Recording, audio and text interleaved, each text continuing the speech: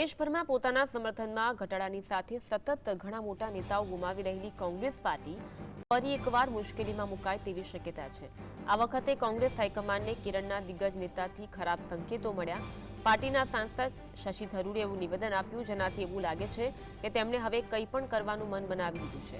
તિરુવનંતપુરમથી 4 વખત કોંગ્રેસના સાંસદ રહેલા શશી થરૂરે કહ્યું, જો કોંગ્રેસને તેમની જરૂર નથી તો તેમની પાસે કામ માટે બીજા ઘણા વિકલ્પ છે।